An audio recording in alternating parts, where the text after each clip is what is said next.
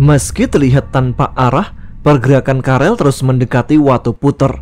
Hal itu disebabkan energi dalam tubuhnya selalu ingin bersatu kembali dengan energi di tubuh Siska.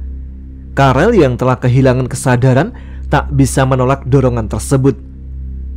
Di saat yang sama, Mian, Condromowo, Kandar, Abinar, dan Jalasura telah berangkat ke Watu Puter.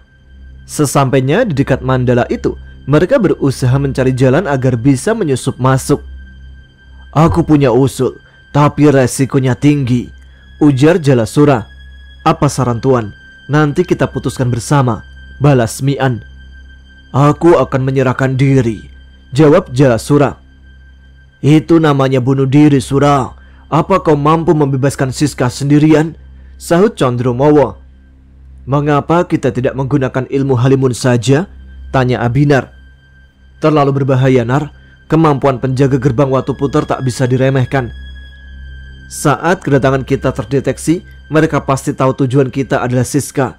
Aku khawatir dia akan dibawa pergi ke tempat lain, atau malah membahayakan keselamatannya," jawab Mian. Tiba-tiba terjadi keributan di dekat gerbang Watu Puter. Puluhan jin tampak mengeroyok sesosok makhluk yang berusaha menerobos masuk. "Itu Karel, tuan." "Ya, aku yakin dia Karel," seru Kandar saat mengenali sosok Karel. Raden Jakamala segera meminta bantuan. Pasukan Watu Puter pun berdatangan. Kali ini Empu Giling Wesi sendiri yang turun tangan memimpin. "Minggir Mala, dia tidak bisa ditundukkan dengan cara seperti itu," teriak Empu Giling Wesi. Raden Jakamala dan pasukannya segera meloncat mundur. Setelah itu, pasukan Empu Giling Wesi ganti maju. Mereka bergerak cepat memutari Karel dari segala arah. Ia kini seperti terkurung dalam bola hitam yang terbentuk dari pergerakan pasukan Empu Giling Wesi. "Ilmu apa itu? Aku belum pernah melihatnya," ujar Condromowo. "Itu formasi andalan Giling Wesi. Siapapun yang tak bisa keluar dari bola itu akan mati dengan tubuh hancur. Dari sanalah Giling Wesi mendapatkan gelarnya," sahut Jalasura. Karel yang terbiasa bertarung secara liar kebingungan. Pergerakan dan bentuk bola yang selalu berubah membuat kepala Karel pening serta mengacaukan konsentrasinya. Beberapa saat kemudian, seutas tali hitam melilit tangannya. Tali itu lalu disusul tali-tali lainnya. Hanya dalam waktu singkat, seluruh tubuh Karel sudah terlilit puluhan tali hitam. Energi dalam tubuh Karel berusaha melawan. Akan tetapi, gabungan energi lawan lebih kuat. Ia pun akhirnya menyerah. "Luar biasa. Baru kali ini aku harus mengerahkan 30 anggota pasukan khusus," gumam Empu Giling Wesi. Ketika perhatian sebagian besar penghuni Watu Puter tertuju ke Palagan, Mian dan yang lain berhasil menyusup masuk. Kelimanya langsung mencari lokasi keberadaan Siska. Setelah menangkap salah satu prajurit, mereka akhirnya mendapatkan lokasi gadis itu ditawan. Siska ditahan di Wisma Watu Puter yang juga menjadi tempat tinggal dari Empu Giling Wesi. Dengan sangat berhati-hati, Mian dan yang lain mendekati tempat tersebut. "Bagaimana, An? Apa kita langsung menyerbu saja?" tanya Condromowo. Meski sebagian besar penghuni berada di gerbang utama, Wisma Watu Puter masih dijaga ketat. Berlomba dengan waktu, Mian berusaha memikirkan cara untuk membebaskan Siska. "Aku akan memancing mereka, kalian yang mencari Siska," ujar Mian. "Terbalik, An. Biar kami saja yang mengacau. Kau masuk ke dalam bersama Abinar. Shiren pasti bisa menemukan Siska lebih cepat dari kita semua," bantah Jalasura. "Jika menurut tuan begitu, ayo kita lakukan secepatnya," balas Mian. Tanpa membuang waktu, Kandar, Jalasura, dan Condromowo meloncat keluar dari persembunyian. Untuk memancing lawan, Condromowo langsung menyerang dengan sinar matanya. Para prajurit penjaga Wisma pun segera memburu mereka. Sedangkan Mian dan Abinar menerobos masuk. Shiren melayang cepat mendahului mereka. Sementara Mian bersama Abinar masih harus bertempur melawan sisa penjaga Wisma. Di luar, Jalasura, Kandar, serta Condromowo bertarung sengit menghadapi lawan-lawannya. Jalasura yang dibakar dendam atas kematian Jalus Segara mengamuk. Pedang lar bangunnya menyambar-nyambar seperti kilat. Demikian juga dengan Condromowo. Berbekal pedang hitam Kibanar, ia berloncatan menebas setiap penyerangnya. Sedangkan Kandar bertarung di sekitar pintu. Ia menghadang para prajurit untuk berusaha masuk dengan surai-surainya. Sambil bertarung, Mian berdoa agar Shiren bisa secepatnya menemukan Siska. Sebab jika tidak begitu, mereka semua pasti akan sulit meninggalkan Watu Puter. Shiren berhasil menemukannya, Tuan. Ikuti saja dia, biar aku yang menahan mereka, seru Abinar. Mian yang tak tega meninggalkan Abinar bertempur sendirian membagi diri, lalu segera mengikuti Shiren. Setelah sampai di sana, Shiren bergegas pergi untuk mendampingi Abinar. Saat Mian memasuki ruangan, Siska langsung menoleh. "Siapa kau? Mau diculik kemana lagi aku?" "Aku Mian, teman Aryabara. Aku datang untuk menolongmu," jawab Mian. Mendengar nama Aryabara, perasaan Siska menjadi agak tenang. "Di mana dia? Apa dia baik-baik saja?" "Dia sudah kembali ke Mandalanya," jawab Mian sambil mencoba membuka segel Empu Giling Wesi. Mian kaget ketika tahu segel yang dipasang Empu Giling Wesi ternyata tidak terlalu kuat. Ia pun bisa menghancurkannya dengan mudah. Giling Wesi pasti yakin jika tidak ada yang berani memasuki tempat ini, batin Mian. Mian kembali membagi diri. Kembarannya lalu memondong Siska. Setelah itu mereka pergi mendatangi Abinar, lalu bersama-sama bergegas keluar. Setibanya di sana, Jalasura, Condromawo dan Kandar langsung berloncatan memberikan perlindungan. "Bangsat, kalian pikir bisa kabur begitu saja?" Suara teriakan itu disusul dengan kedatangan Empu Giling Wesi bersama pasukannya. Mereka segera menyebar untuk menutup jalan keluar kelompok Mian. "Kalian pergilah, biar ku coba menahan mereka," ujar Mian. Kandar, Condromawo, Abinar dan Jalasura tentu saja menolak. Mereka bertekad ikut bertarung sampai akhir di tempat itu. "Baiklah kalau begitu, ayo kita hadapi takdir kita," ujar Mian. Di tengah pertempuran, tiba-tiba tubuh Siska melayang di udara, lalu melesat cepat menuju ke tempat Karel ditahan. Shiren dengan cepat mengikuti di belakangnya, disusul Empu Giling Wesi dan yang lain. Tepat di atas Karel, tubuh Siska berhenti. Seberkas cahaya hitam keluar dari telapak tangan kirinya. Cahaya itu lalu bergerak menuju Karel. Tak lama kemudian, Shiren datang dan langsung memeluk Siska. "Bangsat, kalian lupa memberinya makan ya?" maki Empu Giling Wesi kepada prajurit yang bertugas menyediakan tumbal Siska. Pelukan Shiren menghalangi gerak energi hitam. Kedua energi tersebut lalu bertarung. Di saat yang sama, seberkas cahaya hitam keluar dari ubun-ubun Karel dan ikut menyerang Shiren. "Cepat bantu mereka!" perintah Empu Giling Wesi kepada sisa pasukan khususnya. 20 jin itu segera meloncat sambil melemparkan tali ke tubuh Karel. Energi mereka berhasil menghentikan pancaran energi hitam. Namun hal itu tak berlangsung lama, sebab energi itu kembali menerobos keluar. Digempur banyak lawan, Mian, Jalasura, Kandar, Condromawo serta Abinar tak bisa berbuat banyak. Mereka hanya mampu berharap ada keajaiban saat menyaksikan wujud Shiren perlahan memudar dan terhisap masuk bersama energi hitam Siska. Sambil berurai air mata, Abinar berusaha menembus kepungan lawan untuk menolong Shiren. Namun sia-sia, sebab wujud Shiren telah menghilang. Tak lama kemudian terdengar ledakan dahsyat. Tubuh pasukan penyegel Karel berterbangan ke segala arah. Demikian juga dengan mereka yang berada di dekatnya. Setelah asap menipis, Empu Giling Wesi tak menemukan keberadaan Karel. Demikian juga dengan Siska, Mian, Kandar, Abinar dan Jalasura. Sementara itu, pertempuran juga terjadi di Lawu. Gundala yang sedang menuju lembah Mayangkara untuk meminjam pedang taring ular tak sengaja bertemu Patiwulung dan kelompoknya. Kabar pertempuran segera sampai ke lembah Mayangkara. Bersama Naga dan Wira, Taligeni bergegas pergi membantu. Sesampainya di sana, para pengawal Lawu sudah berdatangan.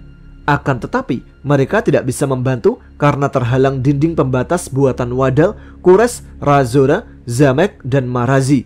Taligeni segera menyerang dengan bola-bola apinya untuk menghancurkan dinding tersebut.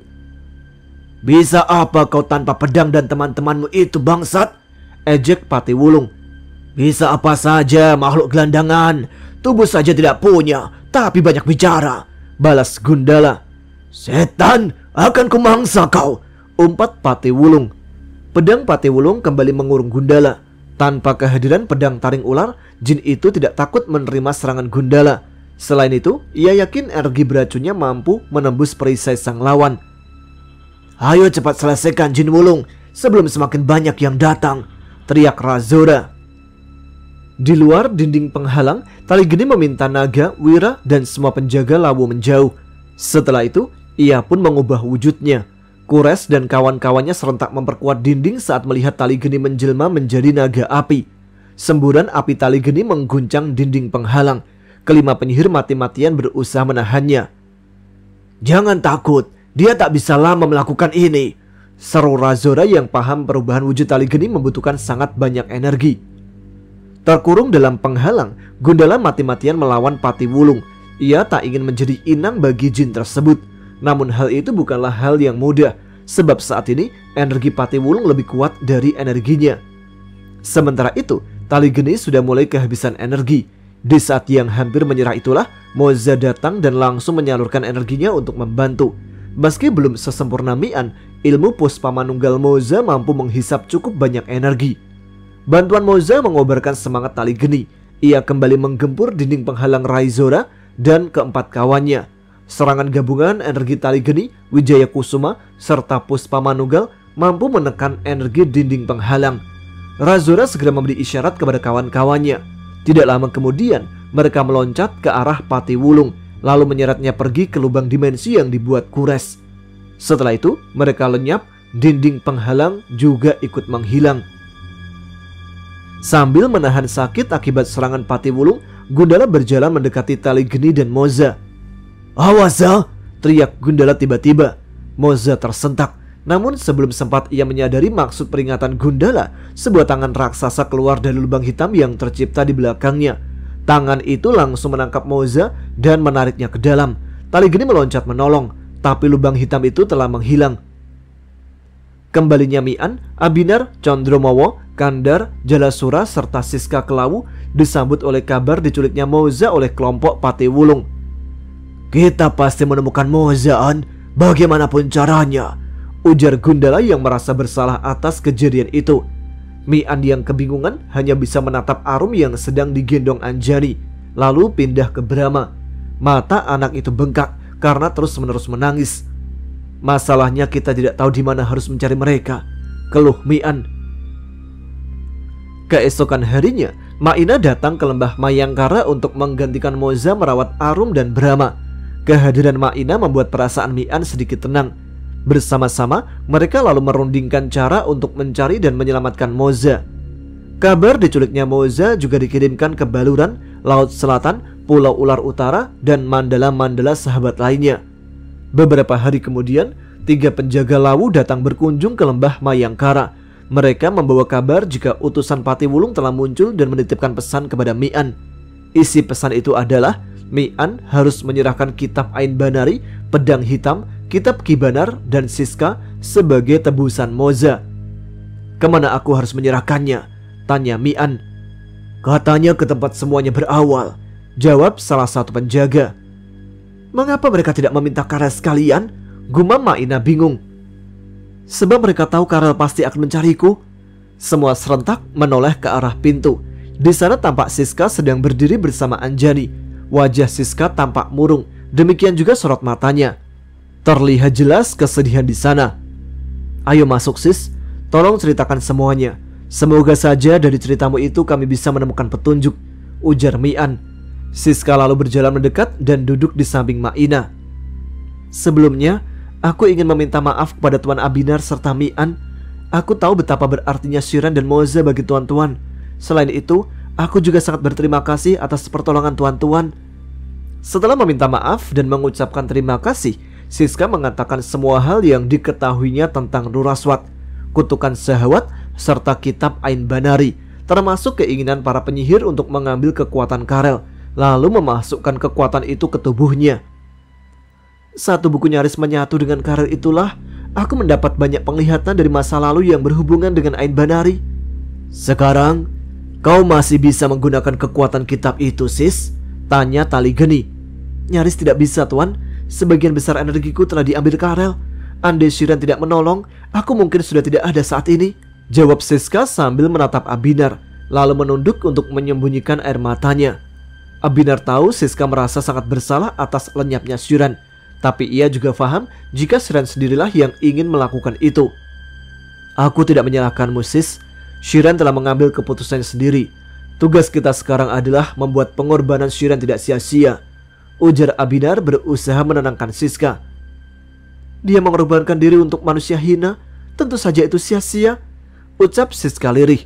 Kata-kata Siska seperti membuka luka lama Mian, Kandar, Gundala, serta Abinar. Mereka sama-sama pernah berada di dunia yang gelap dan kotor. Keempatnya pun bisa memahami apa yang dirasakan Siska.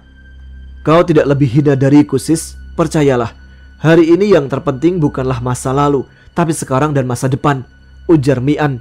Mian lalu menceritakan sejarah singkat hidupnya, disusul oleh Kandar dan Abinar. Setelah mendengar cerita mereka, perasaan Siska menjadi lebih tenang.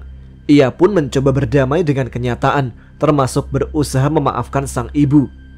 Siska lalu menyarankan Mian untuk memenuhi permintaan Patiwulung. Selain demi keselamatan Moza, juga untuk mencegah Karel menyerang Lawu. Siska tak ingin korban yang jatuh gara-gara dirinya menjadi semakin banyak. Bukankah akan semakin berbahaya jika kau sampai jatuh ke tangan mereka, Sis? Bantah Abinar. Abinar benar. Kalau mereka benar-benar bisa mengambil kekuatan Karel dan memakai kitab itu, keadaan akan menjadi jauh lebih gawat, sahut Condromowo. Siska tersenyum. Jangan khawatir, aku punya cara untuk mengakhiri kutukan Zahawat dan Uraswat. Sementara itu, Karel ternyata kembali ke Watu Puter. Di sana ia mengamuk dan membantai para penghuninya.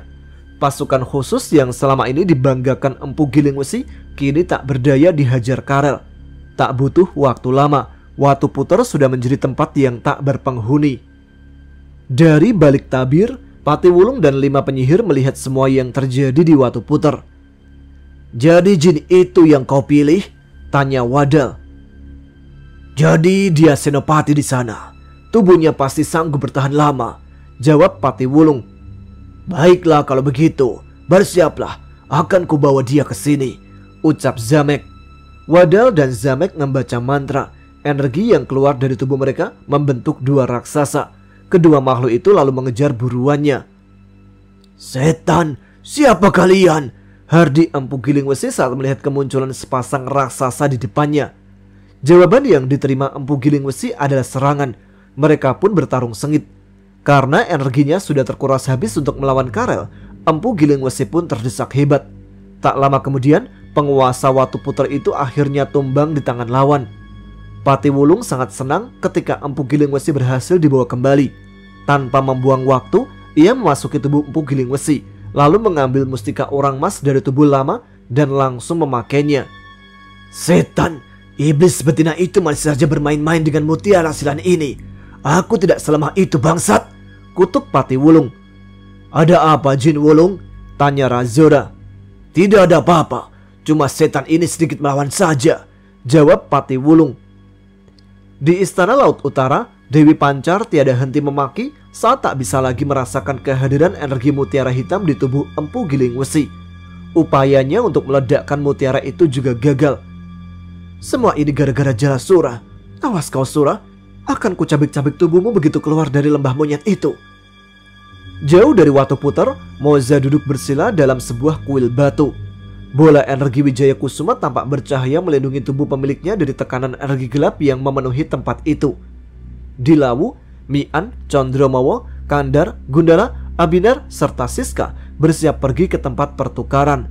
Setelah pamit dan meminta restu kepada Ki Mayangkara, Maina, dan Taligeni, mereka pun segera berangkat. Di tengah perjalanan, Chandrasa datang menyusul. Sambil tersenyum, ia menepuk pundak Mian. Bersenang-senang kemana kita kali ini, An? Ke rumah Apisa. Terima kasih sudah menyusul, jawab Mian. Di antara saudara tak perlu ada ucapan terima kasih, An, sebab kewajiban tak membutuhkan penghargaan atau pujian. Bukankah begitu? Balas Chandrasa. Siska yang saat itu berada di punggung Condromowo tak kuasa menahan air mata ketika mendengar perbincangan Mian dan Chandrasa. Jangan sedih, Sis. Kau masih punya banyak waktu untuk mencari dan menjalin persaudaraan. Bahkan saat ini kami sudah menganggapmu sebagai saudara, ujar Condromowo. Terima kasih Tuan, andai saja aku bertemu kalian dari dulu, balas Siska lirih.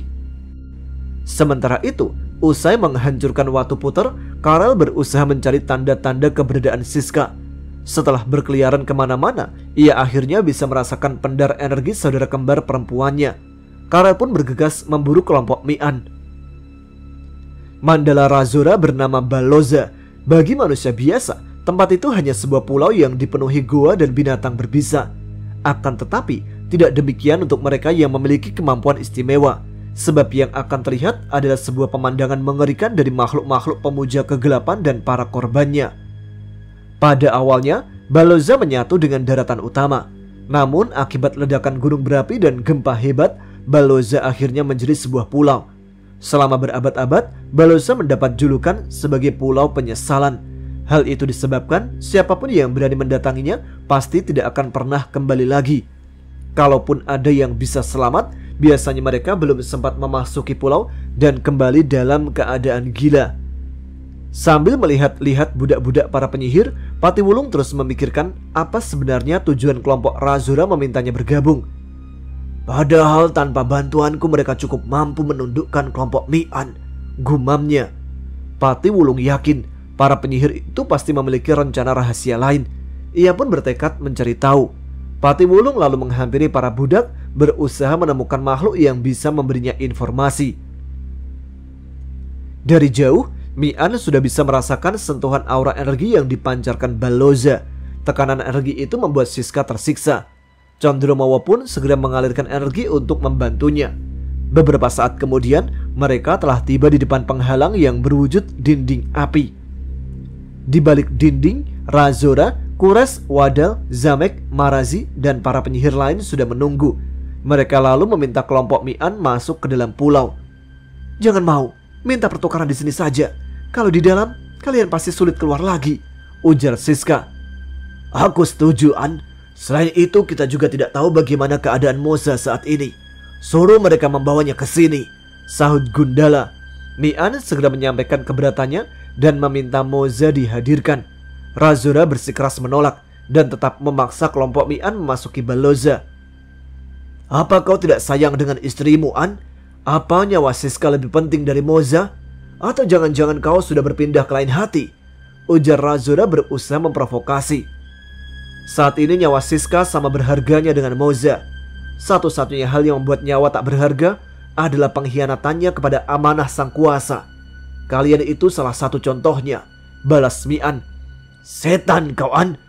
Baiklah, kalau begitu serahkan saja Siska, pedang dan 2 kitab itu, teriak Kures. Jangan melawak. Meski tak sepintar pejabat-pejabat korup pasien kalian, kami juga tidak sebodoh itu, balas Condromowo. Razora memberi isyarat ke Patiwulung. Tak lama kemudian, Moza sudah dibawa ke sampingnya dalam kondisi terikat. Tangan Patiwulung menempel di ubun-ubun perempuan itu. Serahkan Siska dan barang-barang itu, atau kubunuh dia, ancam Razora. Biarkan aku pergi, Tuan. Kujamin mereka tidak akan bisa memanfaatkanku, ujar Siska. Tidak, Sis. Moza pasti tidak akan bisa hidup tenang jika nyawanya harus ditebus dengan nyawamu, bantah Mi'an. Di saat mereka sedang berdebat, sebuah bola cahaya hitam melesat. Mi'an, Chandrasa, Gundala, Abinar, Kandar, serta Condromawa serentak menghindar. Bola cahaya itu akhirnya menghantam dinding api dan menimbulkan ledakan dahsyat. Karel, itu Karel, seru Siska. Akibat benturan, dinding api mengalami kerusakan. Sebuah lubang besar terlihat di sana. Sementara itu, Karel sudah terlibat pertarungan dengan para penyihir dan penghuni Baloza lainnya. Ini kesempatan kita, An. Mumpung Karel menggila, saran Gundala. Mi'an, Chandrasa, Condromawa, Abinar, serta Kandar segera memasuki Baloza. Berbekal pedang taring ular, Gundala langsung menyerang Patiwulung dan menyelamatkan Moza. Sekarang akan kulihat sekuat apa baju mustikamu itu, Patiwulung, ancam Gundala. Mi'an, Moza, Kandar, Condromawa, Chandrasa, dan Abinar bertempur dalam kelompok. Kelimanya bahu-membahu bekerja sama saling melindungi dari gempuran pasukan lawan. Di tempat lain, Razora, Marazi, Wadal, Zamet, serta Kures berusaha menundukkan Karel dengan raksasa-raksasa ciptaan mereka. Kelima raksasa itu berloncatan untuk menangkap Karel. Di bawah perlindungan kelompok Mi'an, Siska menatap makhluk mengerikan jelmaan Karel. Tak ada lagi tanda-tanda manusia di wujud itu. Selain bersisik, berekor, dan bertanduk, semua jari serta kaki Karel kini menjadi ular.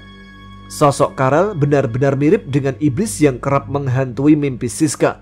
Namun saat ini, Siska tak lagi merasa ketakutan. Ia malah dibanjiri rasa iba karena tahu Karel hanyalah korban keegoisan leluhurnya. Banyaknya lawan membuat Mian dan yang lain tak bisa mempertahankan formasinya. Satu persatu mereka harus bertempur sendirian. Mian pun meminta Kandar melindungi Siska. Patiwulung kini tak berani menyerang tanpa perhitungan lagi. Kehadiran pedang taring ular benar-benar menjadi ancaman yang sangat berbahaya. Apalagi energi pedang itu juga mampu melawan energi beracun miliknya. "Ayo Wulung, mengapa kau tak seperti kemarin?" ejek Gundala. Awalnya Patiwulung berniat menggunakan kekuatan mutiara hitam yang saat ini dipakai untuk mengunci segel Mount Razora. Namun setelah berpikir ulang, ia membatalkannya. Patiwulung akhirnya memilih memangsa penghuni Baloza untuk menambah energi. Gundala tentu saja tak membiarkannya. Ia menyerang Patiwulung tanpa jeda. Di palagan lain, amukan Karel perlahan bisa dibendung kelompok Razora. Raksasa-raksasa ciptaan mereka berhasil menangkap tangan, kaki, ekor, dan memiting leher Karel. Bersama-sama, kelima penyihir itu berusaha menyegel kekuatan Karel dengan gabungan energi mereka. Sementara itu, Kandar harus berjuang mati-matian melindungi Siska. Meski kembaran Mian berusaha membantu, tapi banyaknya jumlah lawan membuat Kandar kewalahan. Sebagian surai-surainya pun telah rusak dan hancur dalam pertempuran.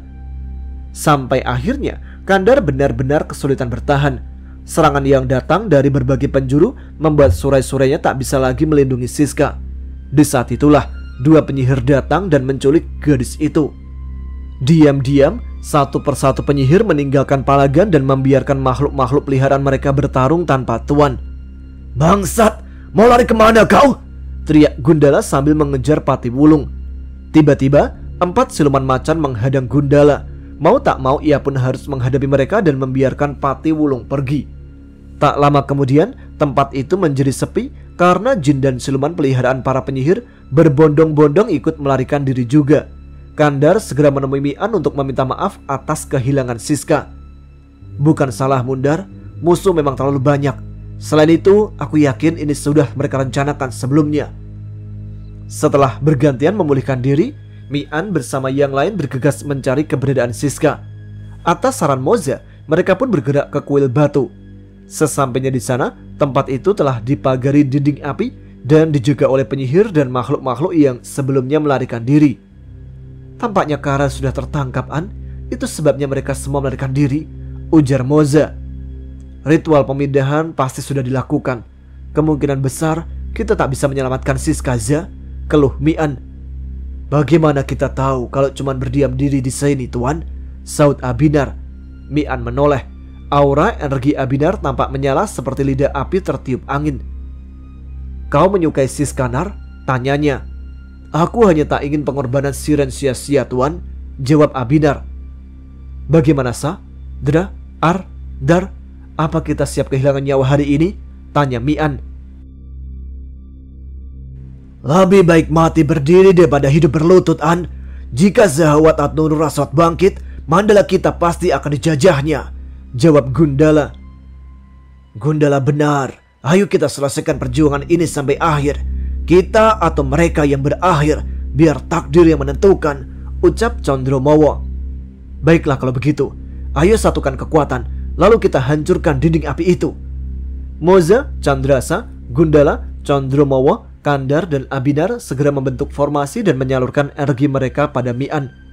Tak lama kemudian, sebuah bola cahaya raksasa yang terbentuk dari gabungan 7 energi melesat menuju dinding api. Saat ledakan terdengar, Mian dan yang lain serentak maju menyerang. Mereka pun kembali bertarung dengan penyihir serta makhluk-makhluk peliharaannya. Sementara dalam kuil, Karel berada di tengah lingkaran api buatan 13 penyihir mengelilingnya sambil tiada henti mengucap mantra. Di sebelah lingkaran Karel, Razora dan 4 temannya berdiri melingkari Siska. Karel meronta-ronta, mencoba melepaskan diri. Ular-ular yang menjaga bagian tubuhnya memanjang dan berusaha menyerang para penyihir. Akan tetapi, ular-ular itu tidak mampu menembus dinding lingkaran api. Suara mantra semakin cepat dan keras terdengar. Di saat yang sama, cahaya hitam tampak keluar dari ubun-ubun Karel dan perlahan bergerak menuju Siska. Saat merasakan ada hawa dingin memasuki tubuhnya, Siska tahu jika proses perpindahan kekuatan sudah terjadi. "Kita lahir bersama, mungkin harus pergi bersama juga, Rel," Batin Siska sambil bersiap membaca mantra untuk membuka segel energi Japamala saat semua energi Karel sudah habis. Di depan kuil batu, pertempuran berlangsung sangat sengit. Sambaran petir, bola cahaya, lidah, serta bola api saling serang dan hantam berulang kali. Tekad kelompok Mian menerobos masuk sama kuatnya dengan keinginan para penjaga kuil untuk menghalangi mereka. Seiring berjalannya waktu, harapan menyelamatkan Siska pun kian menipis. Abinar yang merasa telah menyia-nyiakan pengorbanan Shiran melampiaskan amarah, sedih, dan penyesalannya dengan menyerang tanpa memperdulikan keselamatannya. Berbekal pedang Vajra, ia melesat menuju lawan. Aksi nekat ini berhasil membuat nyali penyihir-penyihir yang mengepungnya menciut. Mereka berlomba menjauh sambil melontarkan serangan jarak jauh. Namun Abinar terus memburu. Meski untuk itu tubuhnya harus terkena hantaman energi lawan. Sebagian besar tindakan Abinar disaksikan oleh Mian dan yang lain. Semua tahu Abinar sedang melakukan perang puputan. Mian berusaha mencegah dengan membagi diri. Akan tetapi para kembarannya selalu dihadang lawan lebih dahulu. Moza, Kandar, Condromowo, Chandrasa, dan Gundala juga tidak bisa berbuat banyak. Mereka juga kewalahan menghadapi gempuran lawan yang datang tanpa henti. Chandrasa bahkan telah menggunakan bulu merah ajeng untuk mengurangi jumlah lawan. Kondisi Abinar sudah sangat memprihatinkan. Tubuhnya dipenuhi luka-luka akibat hujan serangan para penjaga kuil. Bagus, akan kuselesaikan semua dharma dan karma hari ini, bisik Abinar sambil tersenyum menatap dua raksasa kiriman penyihir yang bergerak ke arahnya. Tanpa ragu, Abinar meloncat sambil menebaskan pedang. Salah satu raksasa berhasil menangkis serangan pedang, sedangkan raksasa lain mengayunkan gada untuk mengakhiri perlawanan sekaligus nafas Abinar. Penyihir-penyihir pemilik raksasa kegirangan. Mereka bahkan sudah merebut memiliki Vajra Abinar. Perdebatan berakhir ketika dua cakram cahaya menghantam dan membelah para raksasa. Bebarengan dengan itu, terdengar gemuruh teriakan di medan perang. Suara tersebut berasal dari pasukan gabungan Baitar Aswadi. Apakah kau selalu sebodoh ini, Nar? Abinar tersenyum sedih.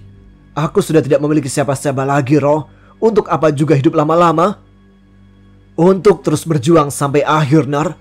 Bahkan setelah tiada pun, Shiran masih berjuang, meski hanya dalam wujud keinginan yang tertinggal di Sarira. Jawab Kuro sambil menangkis serangan lawan dengan sabit berantainya. Tak jauh dari sana, Kira juga melakukan hal yang sama. Itu yang sedang kulakukan sekarang, Roh. Gelap mata karena kehilangan dan kesepian bukan perjuangan, Nar, tapi pelampiasan dari sebuah keputusasaan. Aku tahu itu, sebab pernah mengalaminya juga, bantah Kuro, lalu melemparkan bungkusan sarida ke Abinar. Abinar tertegun. Dipandangnya Mian, Chandrasa, Gundala, Moza, Kandar, dan semua sahabat yang sedang bertempur. Perjuangan hanya boleh diakhiri oleh takdir, dan bukan karena kita lelah lalu menginginkannya berakhir. Gumam Abinar mengulang kata-kata yang pernah diucapkan Shiran. Sedetik kemudian, Abinar menelan sarira pemberian Kuro. Setelah selesai menyelaraskan energi, ia segera melompat ke Palagan untuk membantu Kuro dan Kira. Selamat datang kembali, Nar, ujar Kuro. Terima kasih sudah menolong dan mengingatkan lagi apa artinya nafas, Roh. Kedatangan bantuan dari Baitar Aswadi dan Bukit Singa mengubah kondisi medan pertempuran. Belat, Jinar, Marmon, Kalpir, Kilits, dan pasukan mereka membuat pertempuran berjalan seimbang. Bagaimana kalian bisa sampai ke sini, Bel? Tanya Chandrasa. Aku justru ingin tahu kenapa kalian tidak meminta bantuan kami, balas Belat. Kami tak ingin merepotkan, Bel. Apalagi kau baru saja terlibat perang besar. Kau juga ada di perang itu, Sa. Kalian sudah kuanggap sebagai saudara. Terus terang, aku dan yang lain kecewa karena merasa diabaikan.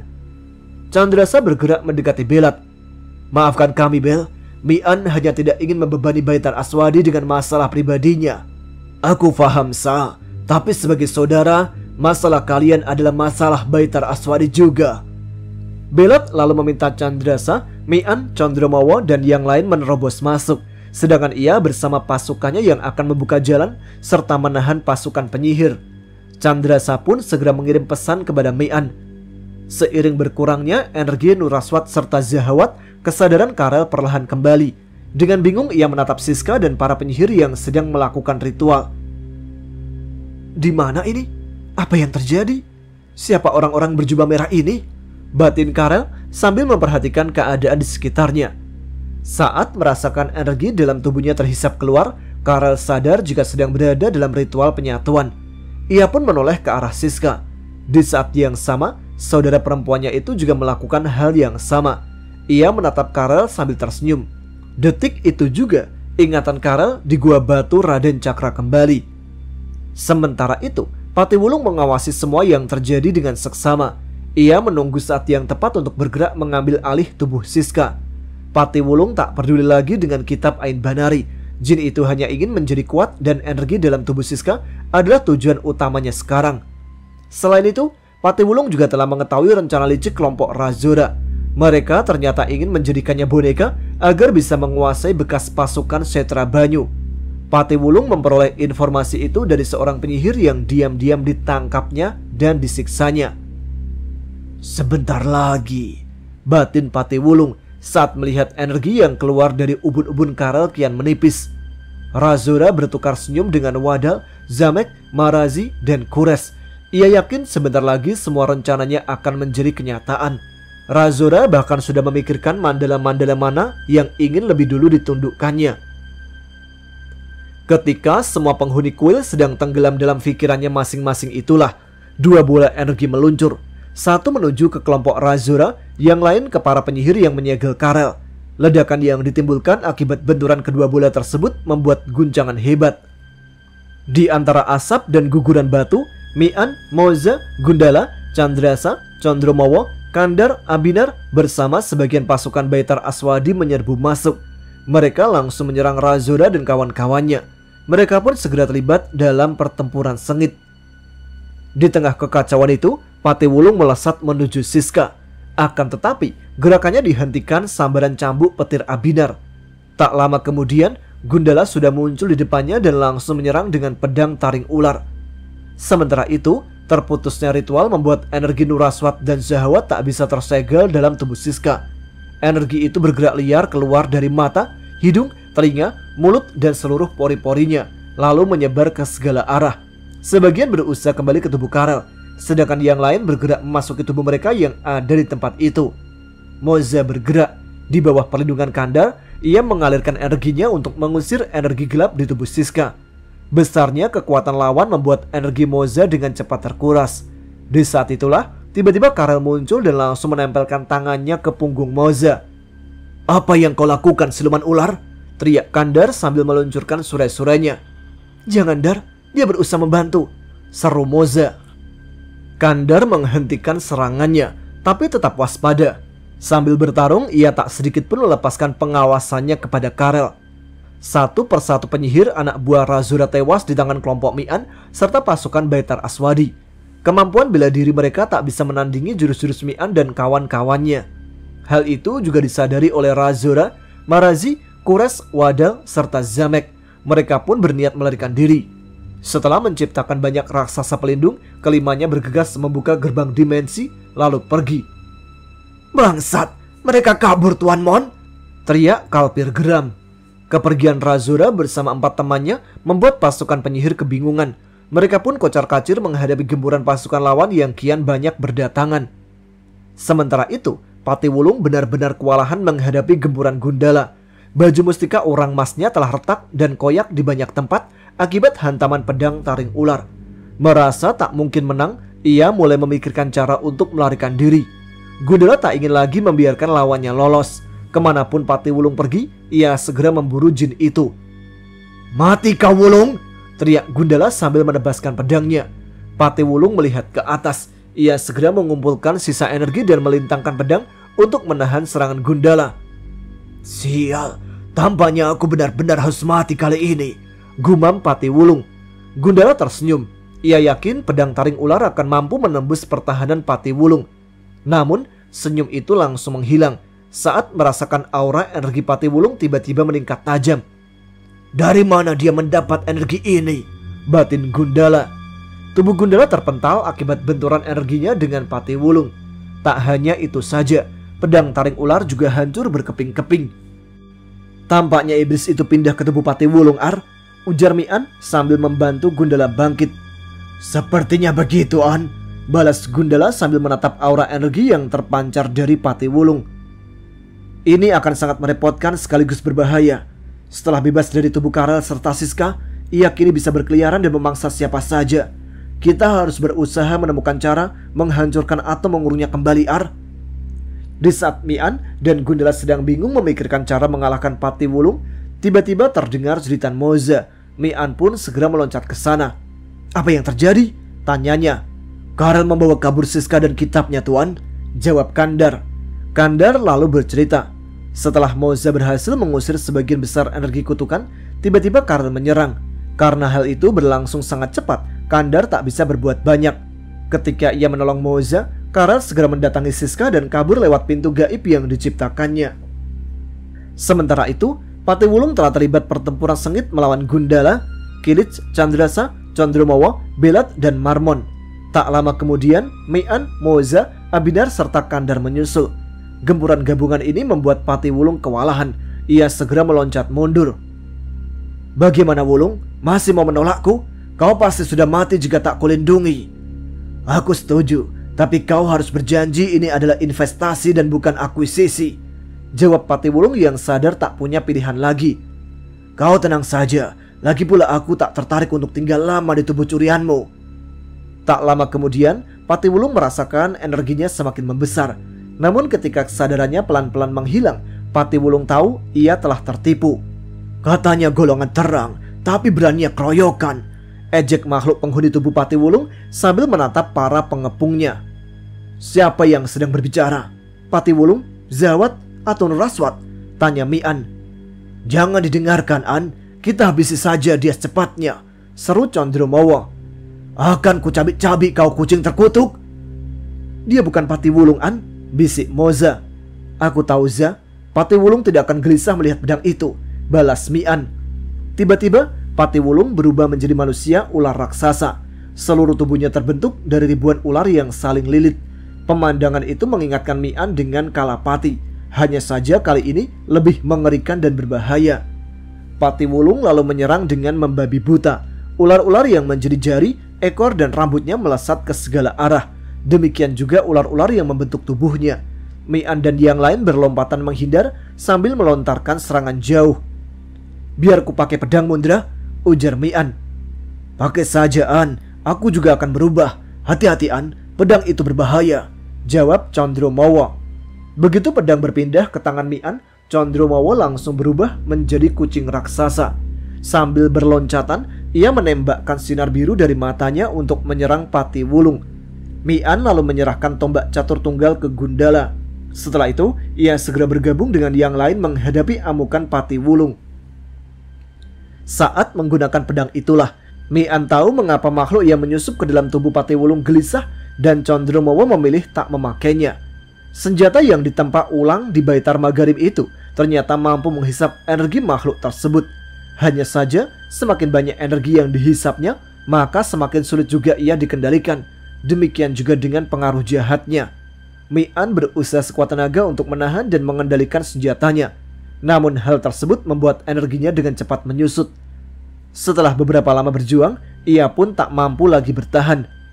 Jaga pedang ini, Za, seru Mian sambil menancapkan pedang di lantai. Moza segera meloncat mundur, disusul Kandar dan Abinar. Di bawah perlindungan mereka, Moza lalu menciptakan kubah energi untuk mengurung pedang hitam. Tak lama kemudian, Kalpir bersama pasukannya datang untuk membantu mengamankan Moza. Dikarenakan sebagian energinya telah tersegel dalam pedang hitam, makhluk yang mendiami tubuh Patiwulung kini kewalahan menghadapi gempuran lawan-lawannya. Ia pun mencari celah untuk melarikan diri. Ketika kesempatan itu datang, makhluk itu segera meninggalkan tubuh Patiwulung. Candrasa dan yang lain bergerak cepat memburu belasan bola energi yang melesat ke berbagai arah itu. Dengan energinya, Candrasa, Gundala, Condromawa, Belat, Kilich, dan kawan-kawannya berusaha menyegel bola-bola energi itu. Mian menghampiri Moza, lalu mencabut pedang hitam. Bersama Moza, ia bergerak mendatangi satu persatu bola energi lawan. Ayo kita segel dia, Za, ujar Mian. Ayo, An, jawab Moza sambil mengalirkan energinya ke tubuh Mian. Mian menusuk bola energi yang dikurung oleh Candrasa. Bola energi tersebut bergerak liar dan berusaha melawan. Mian dan Moza tak mau kalah. Mereka berjuang memaksa lawan menyerah. Setelah beberapa lama, Bola energi itu akhirnya terhisap masuk ke dalam pedang. Kemudian mereka mendatangi Gundala. Kali ini Chandrasa ikut memberikan energinya untuk membantu. Setelah berhasil, Gundala bergabung untuk menyegel bola energi selanjutnya. Aksi penggabungan energi itu berlangsung sampai seluruh bola energi berhasil disegel. Mian lalu menancapkan pedang hitam di altar batu. Dengan bantuan benih tali jiwa yang diberikan Chandrasa dan energi catur tunggal, ia menyegel pedang hitam.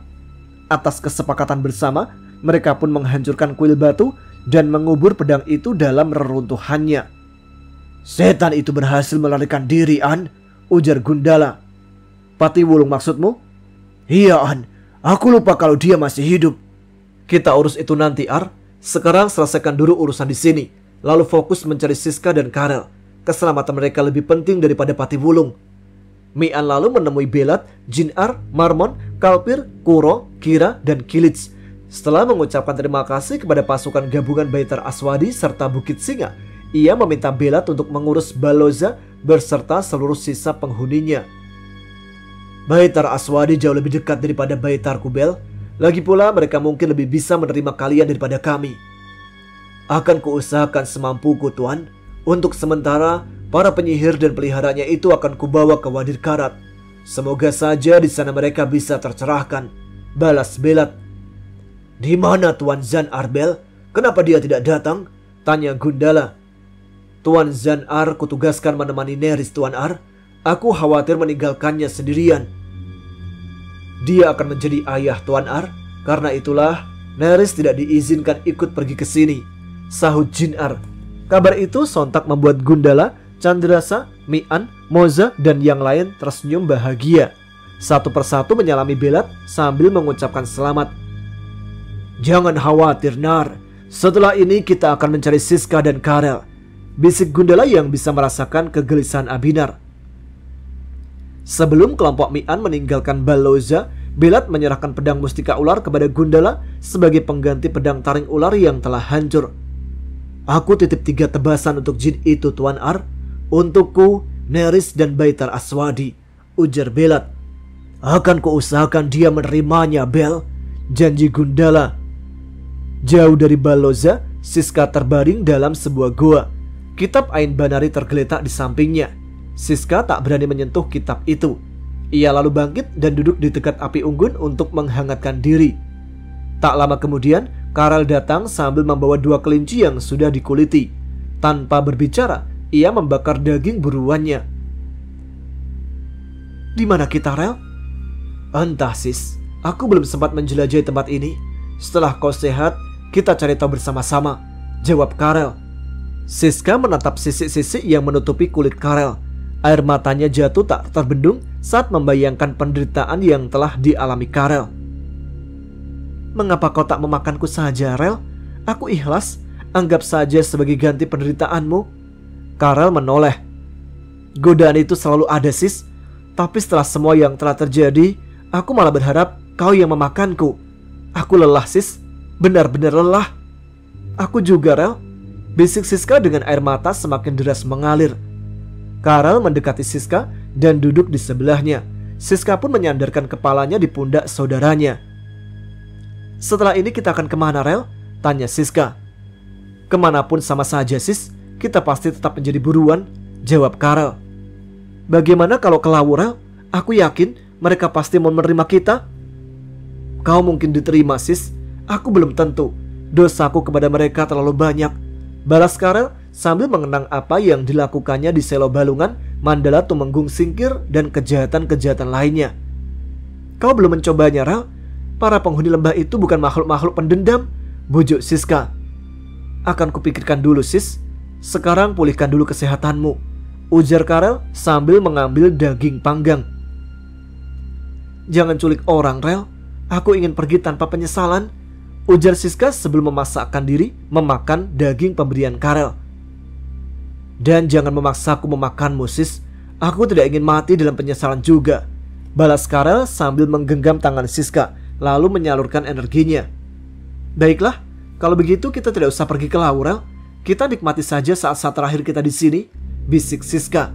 Karel tersenyum. "Sebenarnya aku memang ingin melakukan itu, Sis.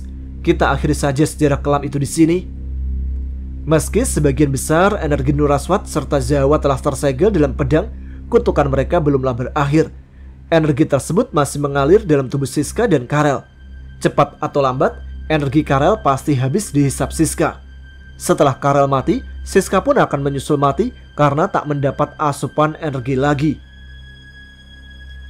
Kegelapan pasti tak akan membiarkan cahaya bersinar tanpa perlawanan. Energi gelap di tubuh Karel dan Siska pun juga demikian. Mereka berjuang agar tetap bisa bertahan hidup. Ketika energi itu tak mampu merusak kesadaran inangnya, mereka mencari bantuan kepada kegelapan di luar tubuh Siska dan Karel. Pancaran energi gelap itu akhirnya berhasil dirasakan oleh Razora, Kures, Marazi, Wadal, dan Zamek. Kelimanya bergegas melacak asal sumber energi tersebut. Tak lama kemudian, mereka telah tiba di dekat gua Karel dan Siska. "Gawat Sis, ada yang menuju ke sini. Ayo kita kabur," ujar Karel sambil menarik tangan Siska. "Biar saja Rel, paling kita akan mati," balas Siska. "Bagaimana jika kita tidak mati, tapi menjadi budak mereka?" Siska termenung. Ia lalu menatap kitab Ain Banari. Saat Siska akan mengambil kitab itu, Karel segera mencegahnya. "Biarkan saja kitabnya di sini. Jika kita tertangkap atau mati, setidaknya mereka tidak mendapatkan kitab itu." Tanpa membantah, Siska mengikuti saran Karel. Sambil menggendong Siska, Karel bergegas meninggalkan gua. Karena energinya sudah banyak berkurang, ia tak mampu lagi menggunakan Aji Lawang Sewu. "Kelaurel, itu satu-satunya harapan kita," bisik Siska. Pelarian Karel segera diketahui Razora dan teman-temannya. Mereka lalu menciptakan raksasa-raksasa untuk mengejar Karel. Aksi kejar-kejaran serta saling serang jarak jauh pun terjadi. Pertempuran sambil melindungi seseorang adalah hal yang sulit. Setelah terkena beberapa kali hantaman bola energi, Karel pun terjatuh. Beberapa saat kemudian, ia sudah terkepung oleh Razora serta keempat kawannya. "Mau kabur kemana kalian?" ejek Razora sambil memberi isyarat untuk menyegel Karel dan Siska. "Makan aku, Rel, lalu gunakan kitab itu untuk mengalahkan mereka," bisik Siska. "Lalu kembali menjadi iblis?" "Tidak Sis, lebih baik kita bunuh diri saja bersama-sama," balas Karel. Siska tiba-tiba teringat Japamala yang melingkar di lehernya. Karena energi gelap di tubuhnya telah berkurang banyak, kali ini ia yakin kekuatan benda itu pasti mampu menghancurkan tubuhnya. "Jika itu maumu, ayo kita lakukan, Rel." Tak jauh dari sana, Patiwulung diam-diam mengawasi semua yang terjadi. Jin itu berniat meledakkan segel maut yang ada di tubuh Razora, Zamek, Marazi, Wadal, dan Kures. Setelah itu, ia akan mengambil alih tubuh Karel. Namun, baru saja Patiwulung akan membaca mantra, sesosok bayangan berkelebat dan berdiri di depannya. "Pertarungan kita belum selesai, Wulung." Dengan gelisah, Patiwulung menatap pedang di tangan Gundala. Kegelisahan itu kian membesar saat Gundala mulai menyerang. Karena tak punya pilihan, Patiwulung pun mati-matian melawan. Tak jauh dari sana, Mian, Moza, Kandar, Abinar, Condromawa, serta Chandrasa berdiri mengelilingi Siska dan Karel. "Kalian lindungi mereka, Nar, biar kami yang akan melawan mereka," ujar Mian. Tanpa menunggu jawaban Abinar, Mian langsung menyerang Razora. Chandrasa, Moza, Condromawa, dan Kandar menyusul kemudian. Razora bersama keempat kawannya pun hanya bisa mengutuk kesialan nasib mereka. Pertempuran berlangsung sengit.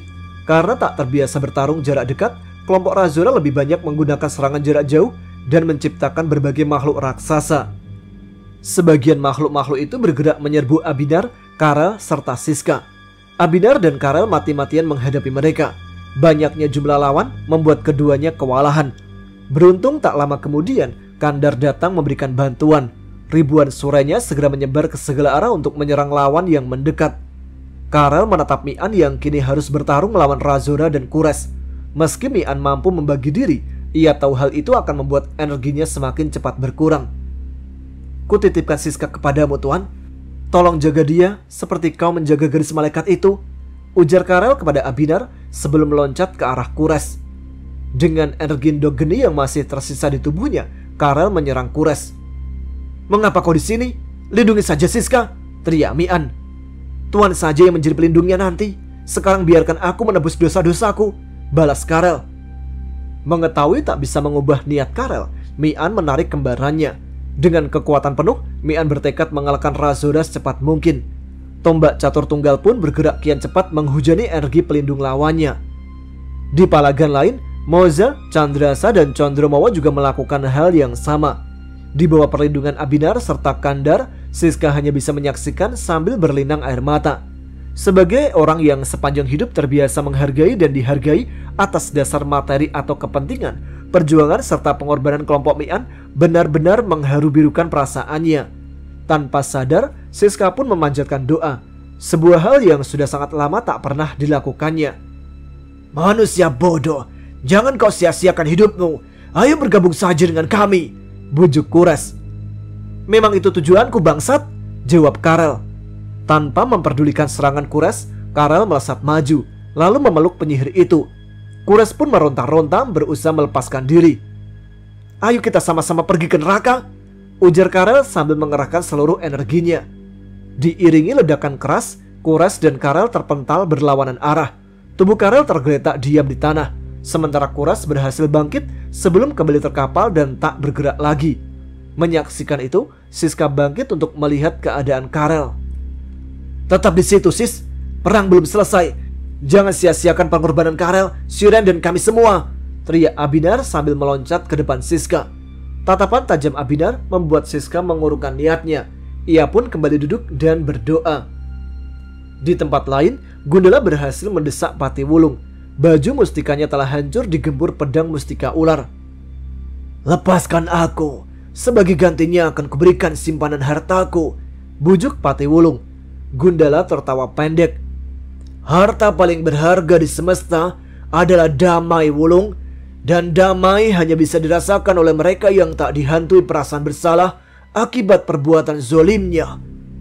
Setelah mengucapkan itu, Gundala memusatkan energinya ke pedang mustika ular, lalu melompat menyerang. Patiwulung mencoba menghindar, tapi gerak Gundala lebih cepat. Ia pun hanya bisa menjerit saat pedang mustika ular membelah tubuhnya menjadi dua. Tanpa membuang waktu, Gundala langsung bergabung dengan Kandar dan Abinar. Kedatangannya membuat makhluk-makhluk ciptaan para penyihir kocar-kacir. Satu demi satu mereka menghilang diterjang senjata Abinar, Kandar, serta Gundala. Keadaan itu memaksa Razura memberi isyarat untuk melarikan diri. Akan tetapi, Mi'an dan yang lain tak rela membiarkannya terjadi. Mi'an, Moza, Condromawa, serta Chandrasa berusaha mengalahkan mereka secepatnya. Zamek akhirnya tumbang ditebas sepasang pedang Chandrasa, lalu disusul oleh Marazi. Penyihir itu terkapar terkena tikaman Galih Panunggal di tangan Moza. Wadal yang ketakutan bergegas melompat menjauh. Akan tetapi, Condromawa memburunya. Nafas Wadal pun hilang saat tubuhnya dicabik-cabik cakar Condromawa. "Menyerahlah, semua temanmu sudah mati," bujuk Mi'an. Razura melihat sekelilingnya. "Baiklah, aku menyerah." Mi'an langsung menghentikan serangan. Tanpa diduga, Razura tiba-tiba membuka gerbang dimensi, lalu bergerak cepat memasukinya. Sesosok bayangan berkelebat mendekat sambil mengayunkan pedang. Sebelum seluruh tubuh Razura berhasil masuk ke dimensi lain, pedang mustika ular telah lebih dulu menebasnya. "Aku sudah memberinya kesempatan," ujar Mi'an sambil menatap separuh tubuh Razura yang tergeletak di tanah. Mereka lalu mendatangi Karel. Di samping Karel, Siska menangis terseduh-seduh sambil memohon-mohon kepada Moza untuk menyembuhkan saudaranya. "Sudah tidak ada lagi yang bisa kulakukan, Sis. Seluruh organ dalamnya telah hancur," ucap Moza. "Berikan tanganmu, Sis," bisik Karel. Siska langsung menggenggam tangan Karel. Tak lama kemudian, ia merasakan energinya terhisap ke tubuh Karel. Menyadari hal itu, Moza segera menempelkan tangan ke punggung Siska untuk menyalurkan energinya, disusul Mi'an dan yang lain. "Aku sudah memakanmu, Sis. Sekarang kitab itu tak akan bisa digunakan lagi," ujar Karel setelah melepaskan tangannya. "Jangan tinggalkan aku sendiri, Rel," ucap Siska di antara isak tangisnya. "Lihatlah mereka yang ada di sini, Sis. Kau tidak akan sendirian. Mulai sekarang, bahagiakanlah dirimu, sebab setiap makhluk berhak merasakan itu," balas Karel. Setelah meminta maaf serta menitipkan Siska kepada Mi'an dan yang lain, Karel pun menghembuskan nafas terakhirnya. Atas permintaan Siska, ia dibawa ke gua tempat kitab Ain Banari berada. Di samping gua itulah tubuh Karel dimakamkan. Siska menyerahkan kitab Ain Banari kepada Mi'an. Sementara ia sendiri akan tetap tinggal di gua itu untuk menemani Karel. Moza tentu saja melarangnya. Ia bersikeras mengajak Siska ke Lawu. Siapa yang akan menjaga dan merawatmu di tempat seliar ini, Sis? Aku tidak bisa membiarkanmu membuang nyawa sia-sia di sini. Itu sudah menjadi keputusanku, Bu. Kami sudah berjanji akan menghabiskan sisa umur di sini, ujar Siska lirih. Biar aku yang menjaganya, Bu. Aku juga sudah lelah dengan semua hiruk pikuknya dunia ini. Serentak semua menoleh kepada Abinar. Moza yang memahami perasaan laki-laki itu tersenyum. Kalau begitu niatmu, aku tidak khawatir lagi, Nar. Jaga Siska baik-baik. Jika ada masalah, Lawu selalu terbuka untuk membantu saudara-saudaranya, ujar Moza. Siska lalu merangkul Moza. Sambil mengucapkan terima kasih, tangis gadis itu kembali pecah di dada Moza. Setelah Siska kembali tenang, Moza dan yang lain segera pamit untuk kembali ke Lawu. Aku bukan siren dan tak mungkin menjadi siren, Nar, ucap Siska saat mereka berdua duduk di dekat makam Karel. Aku tahu itu, Sis. Siren tak akan pernah tergantikan. Malaikat itu hanya berpesan agar aku mencari penggantinya, balas Abinar. Mengapa aku, Nar? Masih banyak gadis lain yang lebih baik di luar sana. Kau pasti tahu tubuhku ini tidak suci lagi. Ada banyak laki-laki yang telah menyentuhnya. Abinar tersenyum. Setiap orang punya masa lalu, Sis. Hitam atau putih, semua baru akan pasti di hari kebangkitan nanti. Selama masih bernafas, makhluk terkotor pun masih memiliki kesempatan untuk membersihkan diri. Aku tahu masa lalumu, kau pun juga tahu masa laluku. Apa yang terpenting saat ini adalah, maukah kau menulis masa depan yang lebih baik bersamaku? Apa kau nanti tidak akan menyesal, Nar? Abinar meraih tangan Siska, lalu menggenggamnya. Bersama cahaya, apa yang akan kusesali, Sis? Mata Siska berkaca-kaca. Dibalasnya genggaman Abinar sambil perlahan menyandarkan kepala di pundak laki-laki itu. Di antara cahaya senja, Siska seperti melihat sosok Karel sedang berdiri menatap sambil tersenyum. Di saat yang sama, Abinar juga melihat sosok Siren. Gadis itu tersenyum manis, seolah memberikan restunya kepada Abinar. Air mata Abinar pun menetes. Terima kasih, Ren. Kau bisa pulang sekarang. Yakinlah aku akan menjaga titipanmu dengan sepenuh jiwaku, batin Abinar. Kedatangan Mi'an, Moza, Condromawo serta Kandar disambut bahagia oleh Brahma, Ma'ina, Taligeni, Anjani, Jalasura, Kimayangkara, Naga dan Wira. Namun masalah mereka belum selesai, sebab Dewi Pancar ternyata telah mengirim utusan untuk menuntut kembali Jalasura dan Anjani. Kapan mereka datang, Ki? Tanya Mi'an. Tepat setelah Watu Puter dihancurkan, An, jawab Kimayangkara. Menyerahkan mereka sama saja dengan membunuhnya, An, ujar Moza. Aku tidak masalah, tapi Anjani. Kalau paman pergi, aku ikut pergi juga.